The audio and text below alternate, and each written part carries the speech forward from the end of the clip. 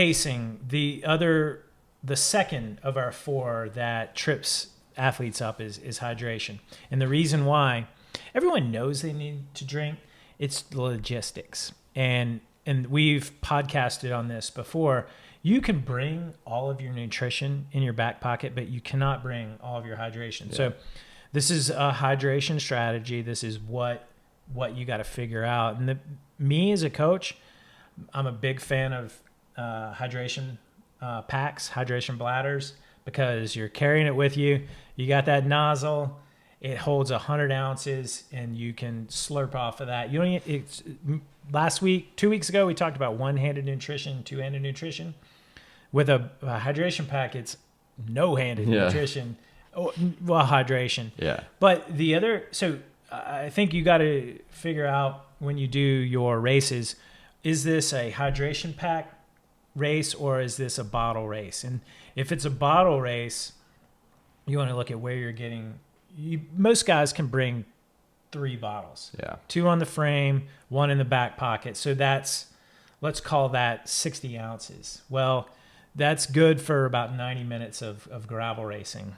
You got 6 hours. So where are you going to get your hydration after that? What happens? This is a good equipment one. What happens if your bottle ejects Very common. off your bike? Very common. If you at any of these gravel races, you'll see it's a likely thing. It's a graveyard for bottles. That's why I have steel cages on my gravel bike and not carbon cages, because those steel cages you can bend so that it fits that bottle super tight. Yeah. You can get them for $7 at your local bike shop. They're a little bit heavier, but they hold that bottle a lot tighter than a $50 like carbon thing. That's silly. But so you have to ask, where after the first 90 minutes, where are you getting your hydration? Is it aid station, neutral feed? Do you plan on stopping or not? And that's then stopping or not is a whole different ball of wax in terms of pacing. It takes time. You're on the clock. And if you're in a good group, like maybe a Dirty Cans is a different situation, but like Steamboat Gravel, which we've talked about, if you're in a group of 12 guys and everyone's working and you're humming along at 23 miles an hour, what happens if you go through the feed zone and they don't want to stop, but you are out of water? Yeah. Or you miss a feed. A lot of these races, like the Crusher, they'll have people, holding out bottles. Mm-hmm. But it's very easy, especially in a gravel race. You're like, maybe it's washboardy, or you're just doing 30 miles an hour. It's.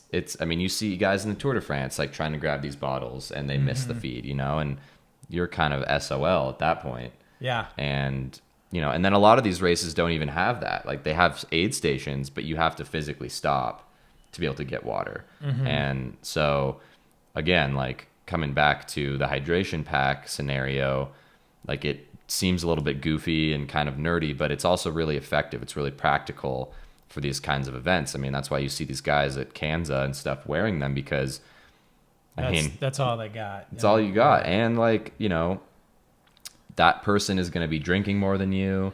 They don't have to stop and worry about getting a feed. They can just blow through the aid station.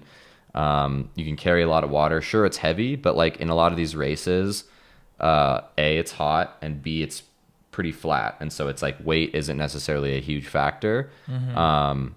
And again, dehydration is going to slow you down a lot more than absolutely. That's tortoise in the hare. Yeah. So I'm looking at this file from the Bootlegger 100. The reason why I mentioned the steel cages that I'm fans of, because this athlete, unfortunately, his bottle's ejected, and so he went for the first 3 hours of the race with no water. And that's a controllable. The hydration pack solves that problem. Steel cages solve that problem. This information is coming from me. I've worn a hydration pack during the Tour of the Gila, a road race. I want to see a picture of that. Yeah, for the Mogollon road race, and it's hot in New Mexico, you do 95 miles flat, then you turn right and you do a 20-minute climb as hard as you can. Yeah. So, and I'm a privateer. I don't have a pro team in the feed zone.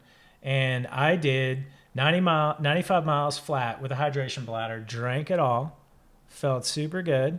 I took it off and dropped it at the right-hand turn. Nice. Slammed the 20-minute climb, came in 6th, and I was a happy camper. Meanwhile, everyone else is halfway up the climb. They're dehydrated. Yeah. I'm kicking their ass, and they did the race on like 2 or 3 water bottles. Yeah. So I've also done Super Week with a hydration pack. Wow. Yeah. Crit racing with the... Not the crits, the road courses. Oh, okay. It's so hot in Wisconsin in the summer. And there's, when you're looking at a 3.5 hour race and there's 0 feeds, it's like, what are you going to do?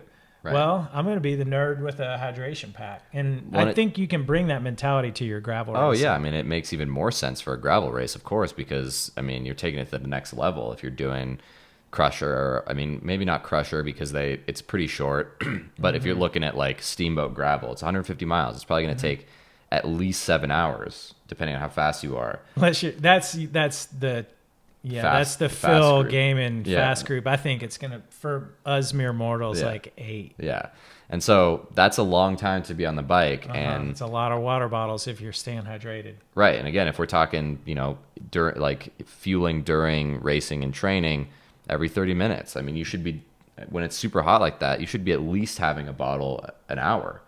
If not more. Because, it's 80, 90 degrees, whatever. You're sweating nonstop. You're working super hard. Yeah, I mean, if you cramp up in that 7th hour, again, this is tortoise in the hare. I mean, it really pays to be the tortoise and stay hydrated and not cramp up. And you're going to pass everyone that, went with 2 bottles and, took off, but you're going to see them later. And, it doesn't look cool, but who cares when you finish? And that's kind of the end game. And,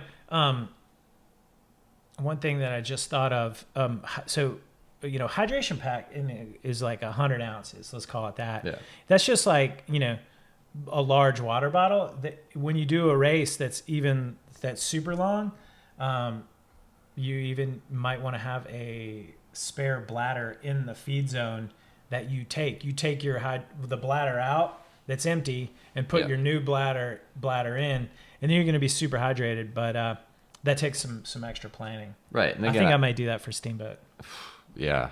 I mean, I may race Steamboat with a hydration pack. Maybe I will too. Yeah. As long as it's cool looking. I'm just gonna see how uncool I can look. I don't know. I did the Mercury tour in 2000. Year 2000. It was 104 degrees in Steamboat. Yeah, it was so hot. The 2-hour race cross country, we wilted. It was just. Because it can get hot in Steamboat in August.